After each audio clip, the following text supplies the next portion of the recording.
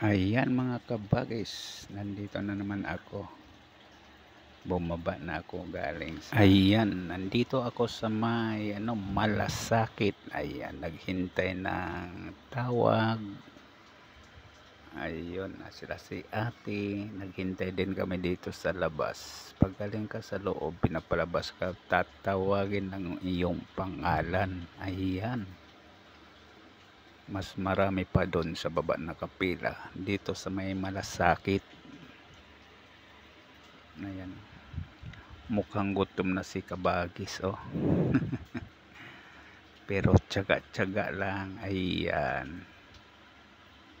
Oh, sila si ate. Iniuhaw na, oh.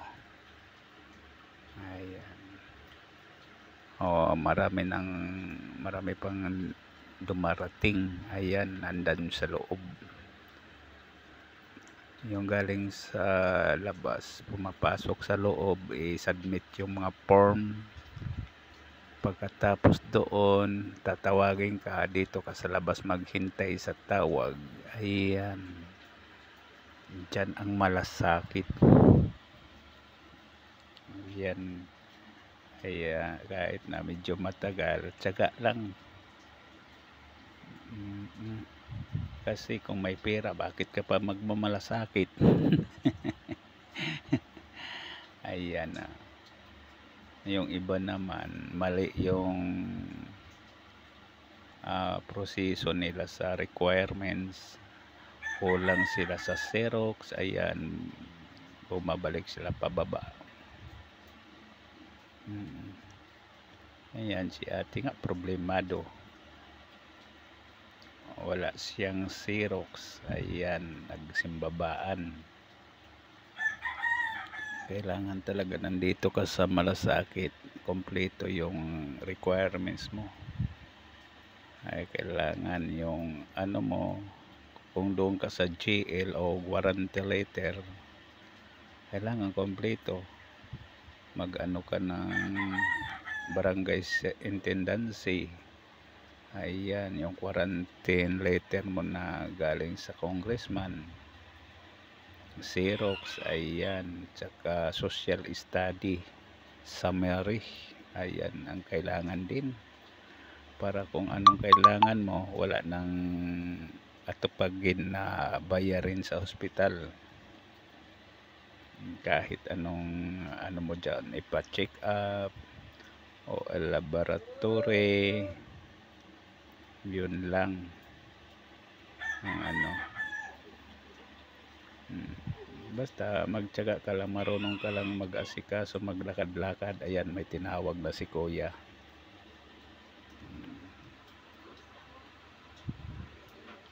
Pag tinawag ka doon, okay na yung mga requirements mo, ibigay yan sa iyo.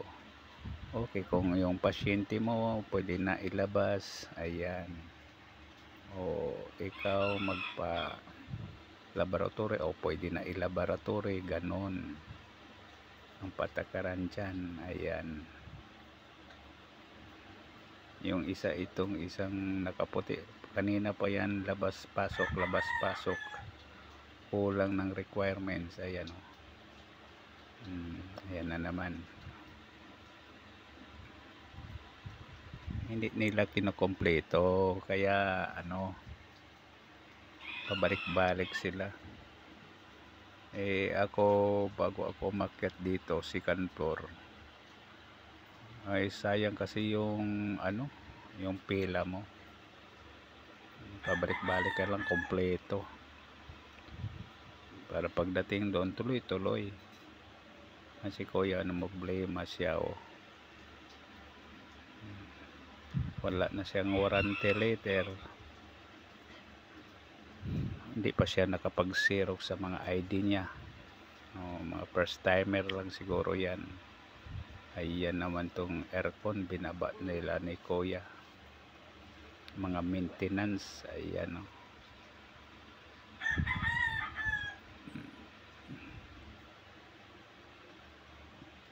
tinanggalan ng isang aircon doon sa loob.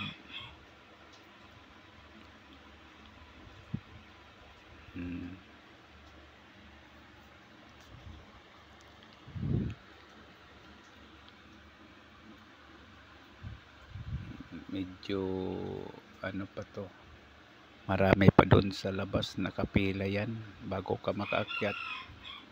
Tatawagin yung number, ayan, yung number ko dito 47 ang number ko, kaya naghihintay kami. Madali lang naman ang proseso niyan pag ano, alam mo lang kung saan ka patungo. Ayan. Si kuya problemado, pero yung misis niya nandun, nag ano nata, nasa baba na. Ayun lang mga kabagis, yung update. Ayan, maya maya naman ito uuwi na ako, mga bandang alas 10 siguro ako matapos nito.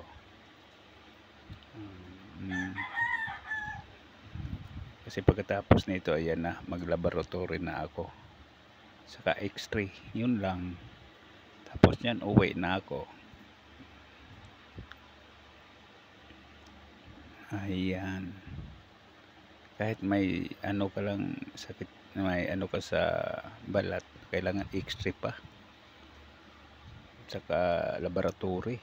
Ay nako, thank you, bye bye.